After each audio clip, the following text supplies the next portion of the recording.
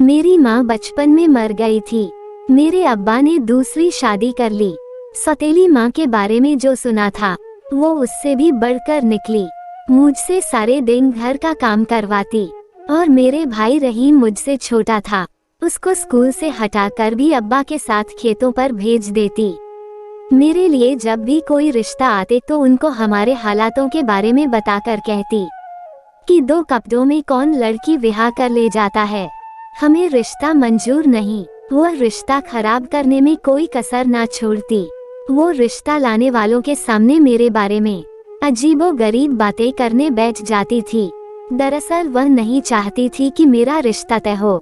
मेरी सगी माँ के रिश्तेदार मुझको प्यार करते थे, वो मेरी शादी अपनी रिश्तेदारी में करना चाहते, पर मेरी सौतेली माँ ऐसा नहीं होना देना चाहती थी। इस वजह से मैं और भाई दोनों बहुत परेशान रहने लगे। गांव में हर साल मेला लगता था।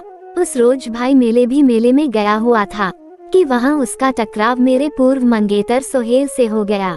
वहां सोहेल के साथ उसके कुछ दोस्त भी थे। मेरे भाई को देखकर कहने लगे, देखो शायद वह तुम्हारा साला जा रहा है। इस पर मेरे भाई ने गुस्से में सोहेल को गिरेबान पकड़ लिया।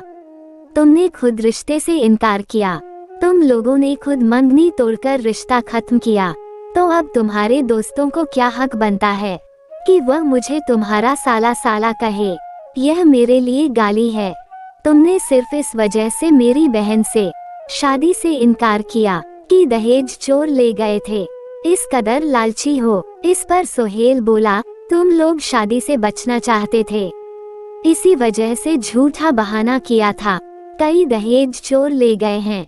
हम खूब समझते तुम्हारी बहन में ही कोई कमी है, तभी तो अब तक उसका रिश्ता नहीं हुआ। ये सुनते ही मेरा भाई रहीम सोहेल को बुरा भला कहना शुरू कर दिया। लोग तमाशा देख रहे थे। दोनों में झगड़ा बढ़ गया, दोनों एक दूसरे पर हमला कर रहे थे। सोहेल के एक दोस्त ने मेरे भाई के सर पर दे मारी, जिससे मेरा भाई जख्मी हो। कुछ लोग उसको उठाकर अस्पताल ले गए। अपने भाई को जख्मी हालत में देखकर मेरी चीख निकल गई। उसका सारा शरीर खून से भरा हुआ था। मरहम पट्टी करवाकर भाई को घर ले आए। कुछ दिन वह चारपाई पर पड़ा रहा और धीरे धीरे ठीक हुआ। इस वाक़े के बाद वह गुस्से से भरा रहता था, इस वजह से भी परेशान रहता था और चोर मेरा दहेज चुरा कर ले गए थे, जिस वजह से मंगनी टूटी और मेरे हाथ पीले ना हो सके। अब्बा और भाई ने बड़ी मेहनत मशक्कत करके बड़ी दिक्कतों से ये दहेज बनाया। वो कौन घर का भेदी था जो उनकी खुशियों पर कोई चोर बनकर आया और हमारी खुशियां लेकर चला गया। रहीम अब हर वक्त अब्बा से कहता था कि मैं दिन रात मेहनत करूंगा और अपनी बहन के लिए दोबारा से दहेज बनाऊंगा। भाई को परेशान देखकर मैं कहती, भाई जी तुम हर समय मेरी फिक्र में परेशान ना रहा करो। भाई तो बहनों का मान होते हैं। तुम मुझसे 3 साल बड़ी हो, मुझे छोटा भाई ना समझो। मेरी हिम्मत बहुत बड़ी है। मैं खूब मेहनत करके तुम्हारा दहेज बना दूंगा ताकि तुम्हारी शादी अच्छे घर में हो सके। मेरी माँ मुझको इतना परेशान रखती थी कि सुबह 6 बजे से रात 12 बजे तक काम करवाती रहती थी। एक दिन सौतेली माँ के दिल में ख्याल आया कि अंडा खाना है। मुझसे कहा कि मुझे अंडे उबालकर खाने हैं। किसी के घर से जाकर अंडे लिया, वहाँ से लेकर आना जिस घर मुर्गियाँ हैं, लेकिन आना जरूर और बगैर अंडे घर में दाखिल मत होना। मैं घर से निकली तो गांव एक का जग्गू बदमाश आदमी था। वो थानेदार का साला था। ये गांव की हर लड़की पर गंदी नजर रखता था। उधर कमबख्त अंडे थे कि किसी घर से नहीं मिल रहे थे, इधर जग्गू मेरा पीछा कर रहा था। गांव की आखिरी घर में घुसने लगी तो ख्याल आया कि अब तो जग्गू जा चुका होगा, लेकिन वह दीवार के पीछे छुपा हुआ था। मुझे घर जाने की जल्दी थी, मगर अब 2 ही अंडे मिल सके थे, क्योंकि यह वो मौसम था जब मुर्गियों को अंडों पर बिठाया जाता था ताकि बच्चे पैदा कर सके। मैं 2 अंडे पल्लू में डालकर जल्दी से घर से निकली। खबर नहीं थी कि जग्गू दीवार के पीछे बैठा हुआ है। उसने मुझे पकड़ लिया। थानेदार का रिश्तेदार था। भला उसको किसका डर था? उसका एक डेरा था, वो मुझे वहाँ ले गया। उसने मेरा मुंह अपने मजबूत हाथ से दबा रखा था। मैंने शोर मचाया तो मेरा भाई पास में ही खेतों में पानी लगा रहा था। वो भागा हुआ वहां आया। उसके हाथ में फावड़ा था। उसने जग्गू पर जोर से वार किया। उसकी वही मौत हो गई। मेरे भाई को उम्र कैद हो गई और मेरा ऊपर दुख का पहाड़ टूट पड़ा।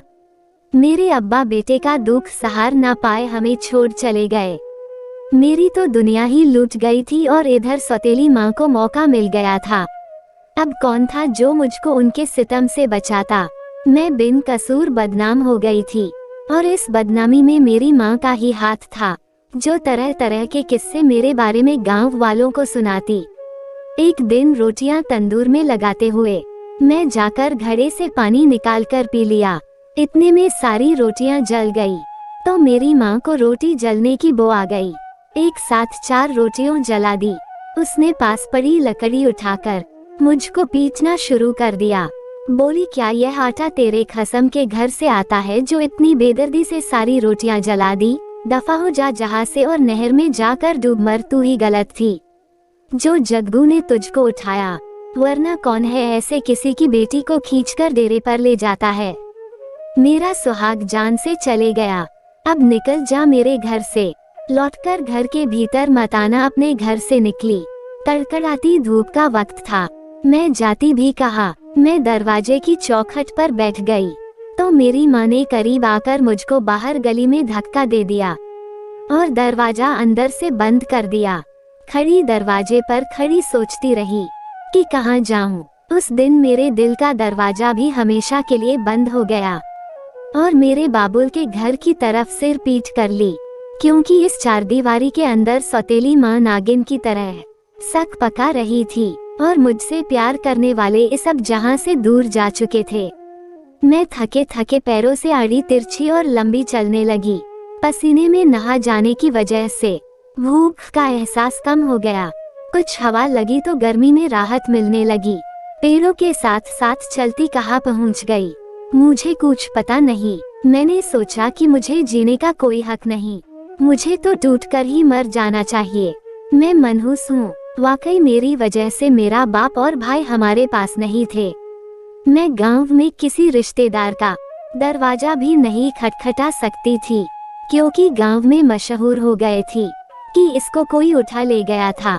डेरे पर न जाने इसके साथ क्या हुआ, जिस कारण रहीम को उम्र कैद हो गई थी। रिश्तेदारों के बारे में सोचकर नहर में छलांग लगाती। गांव के जंगलात महकमे के ऑफिसर का जही आया हुआ था और इम्तिहान की तैयारी कर रहा था। उन दिनों शहर से गांव आया हुआ था। उसकी रिहाइश शहर के करीब थी। उसका नाम हसन था और नहर किनारे खड़ा था। उसको आज दोपहर को गर्मी में बाहर आने की क्या सूझी, जो घर से निकलकर नहर की तरफ आ गया था।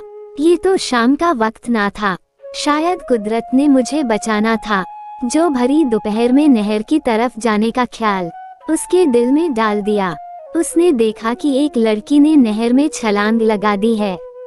पहली नजर में समझा कि शायद मुझको तैरना आता होगा, वरना ऐसे कौन इतनी बड़ी नहर में छलांग लगाता है।